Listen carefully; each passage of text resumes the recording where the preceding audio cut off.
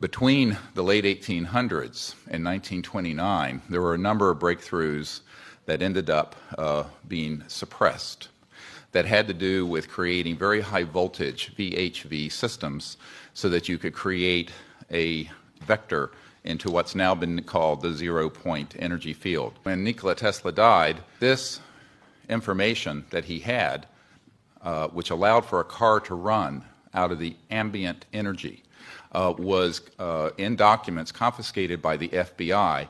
And I have a Department of Defense document demanding that the FBI turn these over to the DoD. The FBI refused. By 1928 and 29, T. Townsend Brown, as well as the Kolosky-Frost experiment in physics in Germany, had determined that VHV, very high voltage systems, done in a certain resonant field could result in so-called electromagnetic-gravitic effect, the lifter effect that has been described, which you see in UFOs.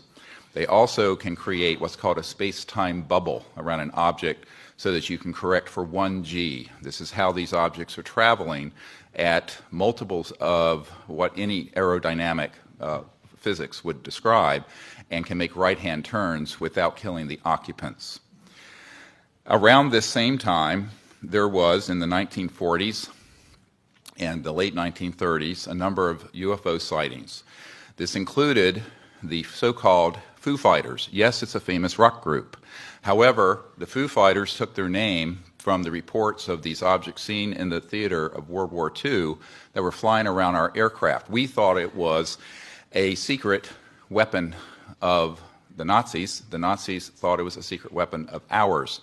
There was Jimmy Doolittle, the famous general. His nephew is a dear friend of mine, and he has testified that General Doolittle was sent by FDR over to the European theater in World War II, investigated the Foo Fighters, and came back and told Roosevelt, and I quote, "They are interplanetary vehicles." So by then, there began a classified program, and which was augmented further by events, as mentioned, in 1941, and then, of course, the famous Roswell event.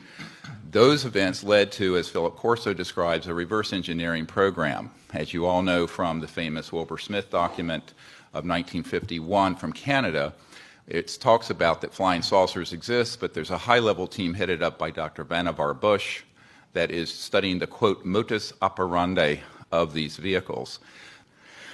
In October of 1954, a key date I want the committee to remember, we have actionable intelligence from someone who has worked in the National Security Agency and has been in the vault.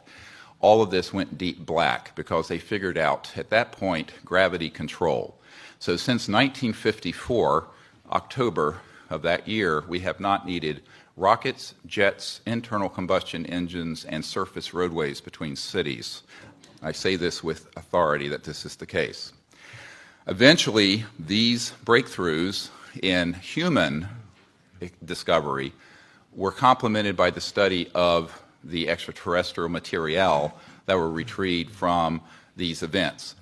And contrary to most people's thoughts, the Roswell event was actually a downing of an extraterrestrial vehicle by an electromagnetic system that was hidden in a radar dome that was switched on, and this is in an FBI document that I can provide for the committee and is on the flash drive given to the Congress. The result ultimately was that there were transdimensional physics that began to be studied that deal with the nexus between electromagnetism, energy generation, anti-gravity, and consciousness.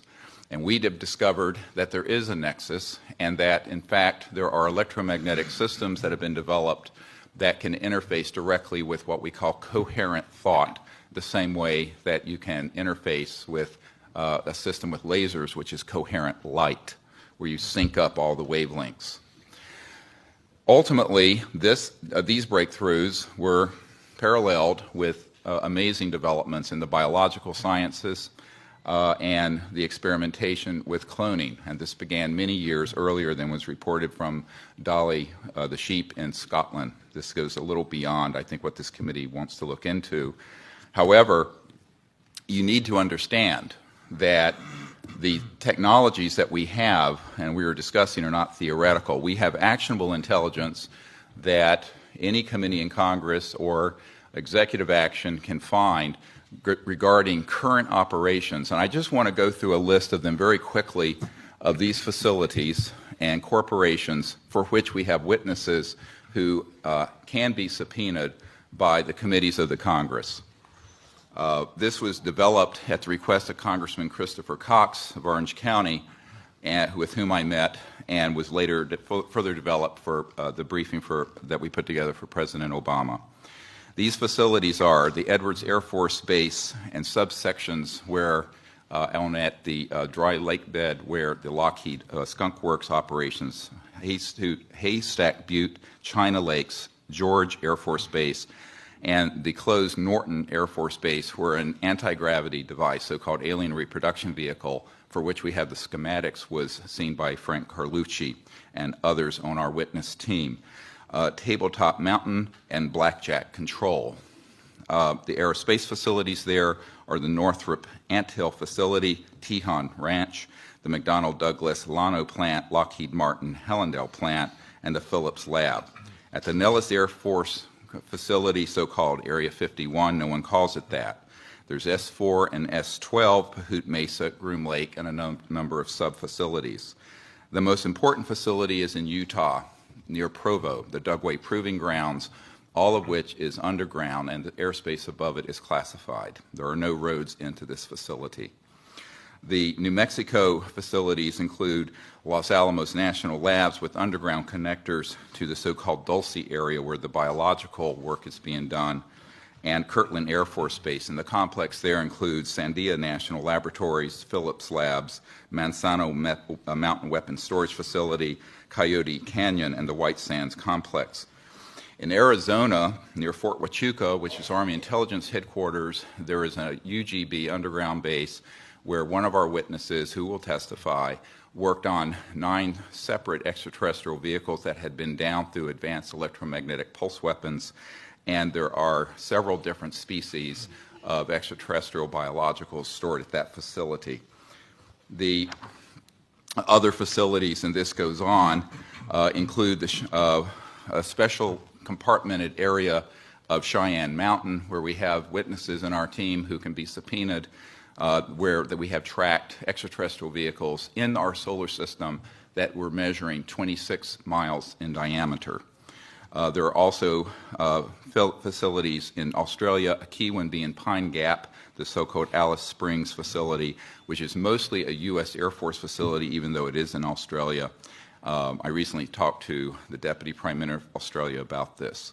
Also, the Redstone Arsenal and the Marshall Space Flight Center. We have a scientist at the Redstone Arsenal who works under contract for IT&T, who have developed these transdimensional systems. He was under contract with my project to bring these energy devices out, and he was then threatened by a former CIA director and what I call the goon squad that went down there 3 years ago in March. This is just part of the information we have, and this information is on the flash drive given, then that you're all welcome to review. Thank you. Thank you.